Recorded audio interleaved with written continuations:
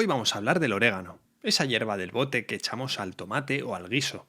La usamos para el sabor, pero hace mucho más. Puede aliviar la pesadez después de comer, cuidar tus arterias y ayudarte con la grasa que se acumula por dentro.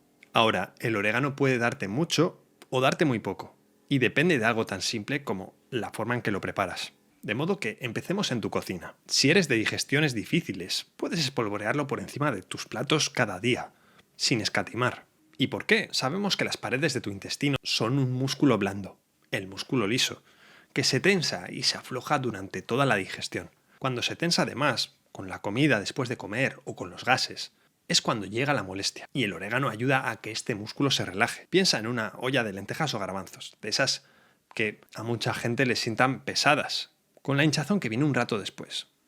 Puedes echarles orégano al final de la cocción para tolerarlos mejor. Y esto hace algo más por ti. Empuja a tu vesícula a soltar un líquido verdoso, la bilis, que deshace la grasa de la comida en gotas pequeñas. Con más bilis, un plato graso con aceite baja con menos esfuerzo. Además, lo mejor del orégano vive en su parte aceitosa. Sus compuestos son grasos y se llevan bien con la grasa. Por eso, un chorrito de aceite de oliva sobre un plato que tenga orégano ayuda a tu cuerpo a quedarse más de estos compuestos. Y tienes otro aliado en la cocina, uno que a lo mejor no esperas. Una pizca de pimienta negra. La pimienta, esto sucede también con la cúrcuma, abre la puerta, empuja a tu intestino a absorber mejor estos compuestos. Por eso, si puedes, añade al orégano siempre que puedas aceite y pimienta. Cada uno por su lado van a hacer su parte, pero los tres juntos rinden bastante más. Y ahora el detalle más común, ese que muchos repetimos cada día sin darnos cuenta. El calor fuerte y constante rompe esos aceites tan delicados. Por eso, si echas el orégano al principio del guiso o de la cocción, en el momento en que la olla está hirviendo a borbotones, una buena parte de lo valioso se va a marchar con el vapor. Por eso el truco es sencillo, añádelo casi al final con el fuego bajo, para que apenas se caliente. Así conservas su aroma y también su fuerza. Este es el típico gesto que muchos repetimos durante años sin saber que estamos tirando lo mejor sin saberlo. ¿Y qué pasa con la infusión? Con esto es igual, la temperatura manda. Prepararte una infusión de orégano es sencillo, pero hay un detalle interesante que quizá no conozcas, y es, antes de nada, frotar un poco el orégano seco entre los dedos sobre la taza. Con ese roce despiertas su aroma y sueltas los aceites de dentro de la hoja. Otra opción es ponerlo en el fondo de la taza y aplastarlo bien con una cuchara, pero con los dedos vas a sacarle más. Después, el agua. La calientas hasta que empiece a temblar justo antes de romper a hervir, y ahí apagas y la viertes encima. ¿Y cómo sabes que lo has hecho bien? Mirando el color. A los 5 o 6 minutos, una infusión dorada, con un puntito verdoso, es buena señal. Un marrón oscuro y turbio avisa de que te has pasado de calor o de tiempo. Y si hablo de orégano seco es porque en esto gana el fresco, porque al secarse la hoja pierde el agua y concentra sus compuestos protectores, esos que nos interesan porque frenan el desgaste diario de las células. De hecho, menciono esto porque el orégano seco es de las hierbas más ricas en antioxidantes que puedes tener en casa. Así que ese bote del armario, el que probablemente ya tienes, es justo lo que te hace falta. Nada de buscar hojas raras ni fórmulas de herbolario. Y ahora un paso fácil de olvidar: tapar la taza mientras reposa. Recuerda que hemos visto que estos aceites del orégano se escapan con el vapor. Si dejas la taza abierta, verás subir el vaho y con él se están marchando justo lo que buscabas. Por eso un simple plato encima basta para atraparlos. El vapor choca con la tapa, se enfría, se condensa y cae de vuelta al agua, con sus aceites intactos dentro.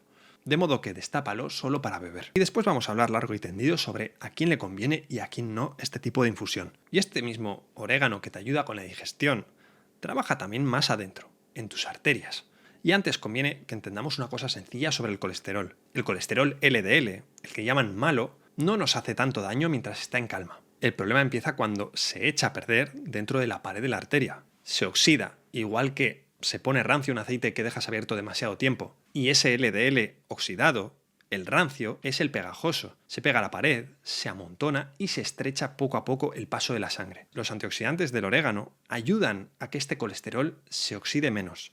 Y menos óxido significa menos placa agarrada a tus arterias. Además, el orégano se ha relacionado con unas grasas en sangre mejores que el LDL. Y es que parece que podría darle un pequeño empujón al colesterol bueno. Y le llamamos bueno porque funciona como un camión de recogida que se lleva lo que sobra de las paredes de las arterias y lo lleva ligado de vuelta. Eso sí, el efecto es modesto y nunca va a reemplazar hábitos saludables como ejercitarte o comer bien. Y ahora lo práctico, lo que puedes poner en marcha esta misma semana.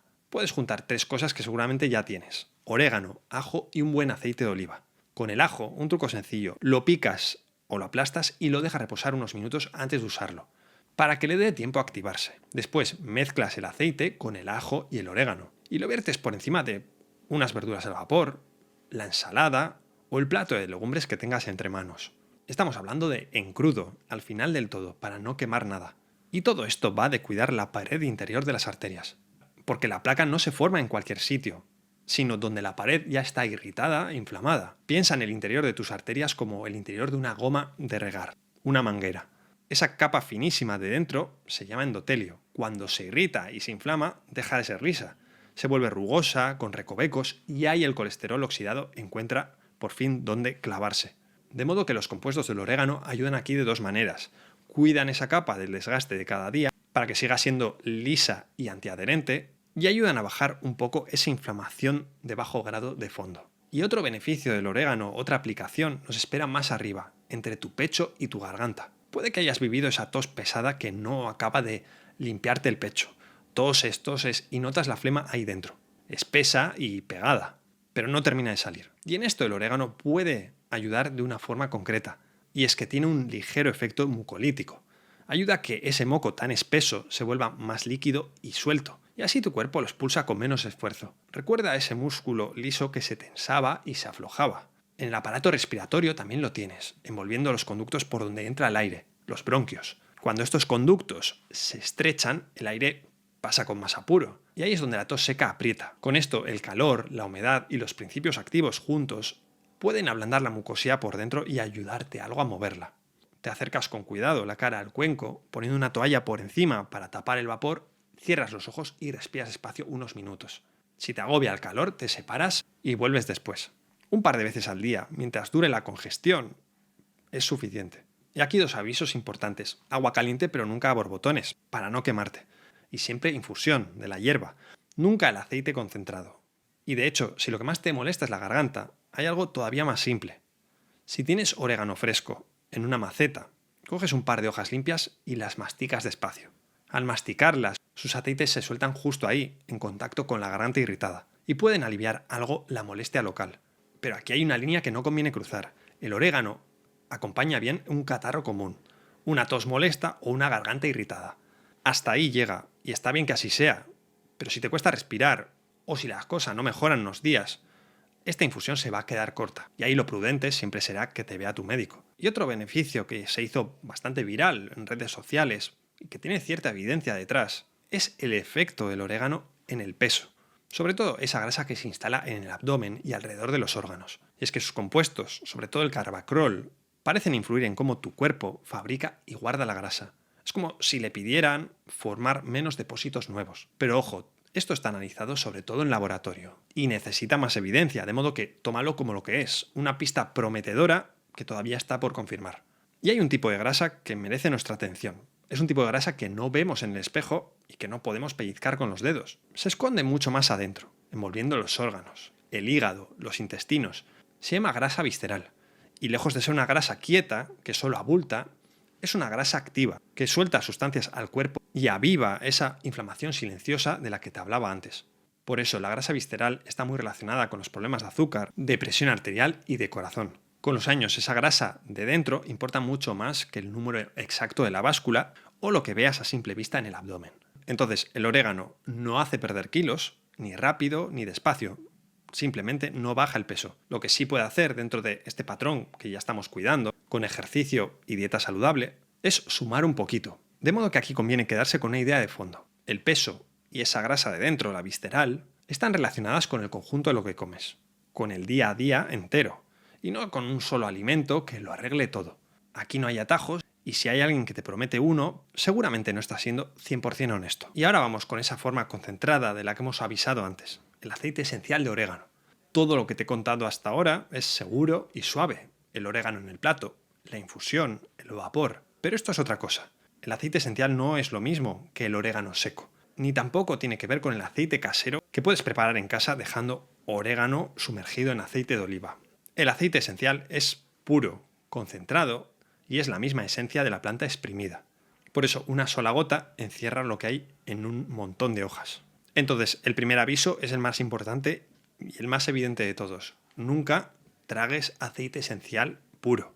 Ni una gota directa, ni unas gotas echadas en un vaso de agua. Aunque lo hayas visto por ahí. Estos compuestos suelen ser cáusticos, queman los tejidos delicados en cuanto los tocan.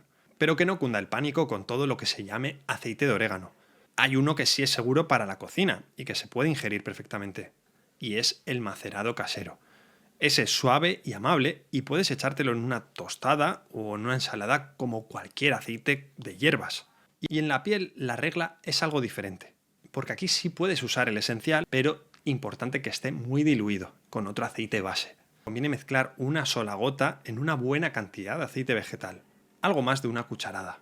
Y aquí nos vale el de oliva, el de coco, cualquiera que tengas en casa. Y aún así, una vez rebajado el aceite, no te recomiendo aplicarlo en la cara sin más.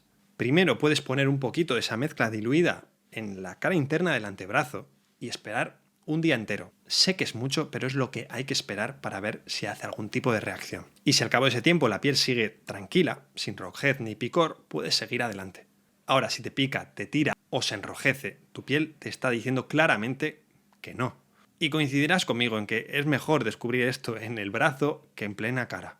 Pero aun usándolo bien, hay personas que deben tener cuidado especial con el orégano. Para la inmensa mayoría de la gente, el orégano en la comida y en alguna infusión es de lo más seguro que hay. Y estas cautelas que te voy a contar no son para la pizca que echamos cada día. Son para quien se pasa de la raya con las dosis o para algún caso concreto. Lo que digo es, escuchémoslo con calma, pero sin asustarnos. Y empecemos por el estómago. Si te aficionas a las infusiones muy cargadas, por ejemplo, es decir, varias al día y durante semanas, puede que empieces a notar ardor o molestias ahí. Y la solución, obvio, que es de lo más simple, bajar la cantidad y tomarlo siempre con algo en el estómago. Y lo mismo vale para el hígado, que es el órgano que se va a encargar de filtrar y procesar todo lo que entra en tu cuerpo. Con el orégano de la comida ni se entera de que ha pasado por ahí.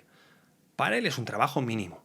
Y ahora una advertencia que a lo mejor te toca de cerca. Si tomas medicación para que la sangre no se te espese demasiado, como el Sintrom, warfarina o aspirina, aquí conviene prestar atención. Debes saber que el orégano en cantidades medicinales puede alterar la forma en que actúan estos medicamentos. Nuevamente, no hablo de la pizca del guiso, hablo de tomarlo como remedio, en infusiones fuertes o en aceite. Otra cosa a tener en cuenta son las alergias. El orégano tiene parientes muy cercanos, la albahaca, el tomillo, la lavanda. Si ya sabes que algunas de estas plantas te da reacción, es posible que el orégano también te la dé. La mayoría de las veces se queda en un simple picor o en unos granitos en la piel, pero en personas sensibles puede ir más allá. Por eso, si notas cualquier reacción rara la primera vez que lo pruebes, déjalo. Hay otras plantas y tenemos un montón de vídeos sobre algunas de ellas. Y sobre todo si la reacción es fuerte o tiene que ver con la respiración, busca ayuda sin dudarlo. Y un caso especial, el embarazo y la lactancia. Aquí conviene ser prudente. Una pizca de orégano en la comida, perfecto, como especia. Pero cantidades medicinales, infusiones muy cargadas y por supuesto el aceite, mejor dejarlas de lado en estas etapas, porque aquí no tenemos estudios sobre su seguridad y también porque puede provocar contracciones uterinas. Y ya que hablamos de elegir bien, vamos a ver cómo comprar un buen orégano y cómo conservarlo. Al comprarlo, conviene fijarse en el aroma. Uno de calidad huele fuerte, picante, vivo nada más abrir el bote. Si huele poco, a polvo viejo, es que ha perdido lo mejor. Y después, para guardarlo bien, porque hasta el mejor orégano se estropea, mételo en un frasco oscuro, lejos del calor de los fogones y de la luz. Así es como aguanta su aroma y su fuerza mucho más tiempo. Y hablando de esas especias de bote que guardan más de lo que aparentan, hay otra que se suele tomar en infusión por la noche y que merece su propia charla. De modo que puede que te interese mi vídeo sobre qué pasa si tomas una taza de clavo de olor durante 30 noches. Te lo dejo justo por aquí para que hagas clic y nos vemos ahora ahí. Cuídate mucho.